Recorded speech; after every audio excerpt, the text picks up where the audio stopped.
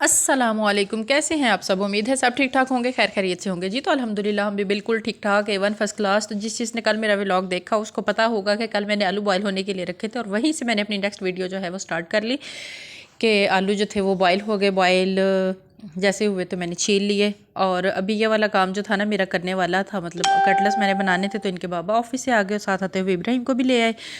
तो कहते आके मैंने चाय पीनी है, चलो मैंने कहा चाय बनाती हूँ, आपके बहाने में भी पी लेती हूँ। फिर मैंने, इब्राहिम ने और इनके बाबा ने चाय पी और साथ ये ब्रेक के लिए ना थोड़े से समोसे भी लेके आए थे। मतलब एक एक हम तीनों ने खाया, लेकिन ये था भूख लगी हुई थी तो बड़ा मज़ा आया। तो अपनी भूख की शिद्दत मिटाने के बाद, चाय वगैरह पीने के बाद, इनके बाबा को अल्लाह हाफिज़ कहा और इब्राहिम का भी यूनिफॉर्म वगैरह जो था वो चेंज। और उसके बाद मैं आ गई किचन में। तो किचन में जो था वही आलू छील के जो रख के गई थी। अब मैंने कहा इनका नेक्स्ट प्रोसीजर जो है वो स्टार्ट करते हैं। सो इसके लिए सबसे पहले मैंने आलू जो थे वो मैश किए और मैश करने में भी ये असल में इनका पानी जो था वो स्टीम में उड़ गया, तो ये थोड़े हार्ड हार्ड से दोबारा हो गए थे। हालांकि उस वक्त बड़े अच्छे से बॉयल हुए थे। खैर मैंने कहा अब हार्ड हों या सॉफ्ट हों, इनको फेना तो है। तो फिर मैंने ओ खिसो की हो के इनको फें लिया इनको मतलब मैश करने में ना थोड़ा ज़ोर लग रहा था।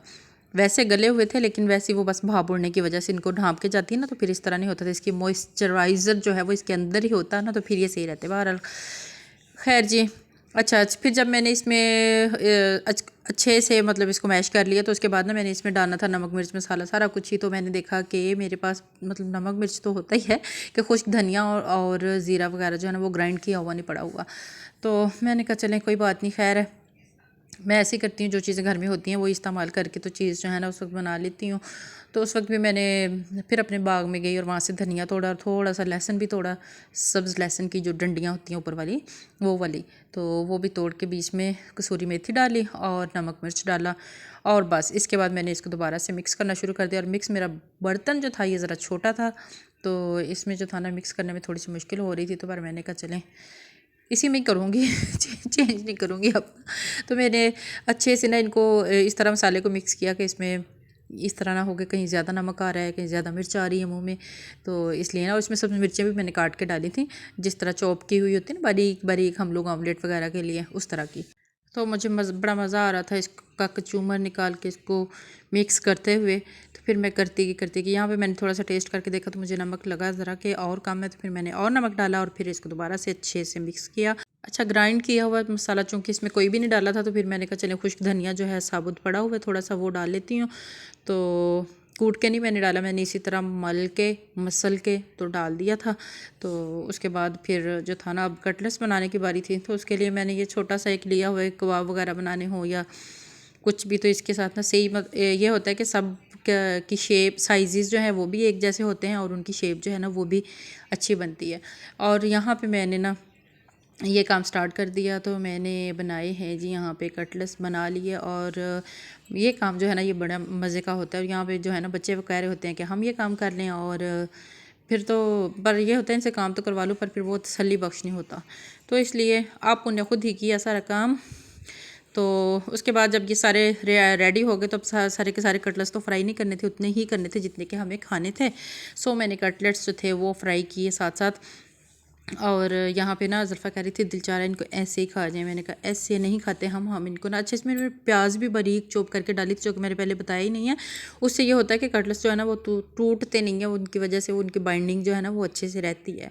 तो एक दफ़ा मुझे याद है मेरी एक फ्रेंड अभी भी अल्लाह से तंदुरुस्ती अभी भी है, तो उसके घर ना हम लोगों ने बड़ी ट्राई की थी कटलेट्स बनाने की, लेकिन हमसे ना ही सही बने, हर कटलेट्स टूट जाए फैल जाए ऑयल में, पता नहीं तब क्या हुआ था। तो खैर यहाँ पे ये फ्राई करने के बाद फाइनल लुक। और उसके बाद जो था ना मैंने, मेरा एक बहुत बड़ा काम करने वाला था और काफ़ी तकरीबन 3-4 दिन से मैं डेली कहती थी मैं ये काम कर लूँ, लेकिन ना वो हो नहीं रहा था। तो अब मैंने कहा कि ये काम भी कर ही लिया जाए। तो वो मलाई जो थी ना वो मेरे पास पड़ी हुई थी, दूध के ऊपर से डेली उतारती थी, तकरीबन 2-3 हफ्ते हो गए थे। तो अब मैंने कहा इसको ना मक्खन बना लूँ। मक्खन फिर उसके लिए मैंने जो था ना ये काम भी कर ही लिया। अच्छा दूध, वो मलाई जो थी वो फ्रिज में से ज़ाहिर निकाल ली थी, तो वो काफ़ी ज़्यादा ठंडी थी, तो उसमें मैंने ना गर्म पानी मिक्स किया।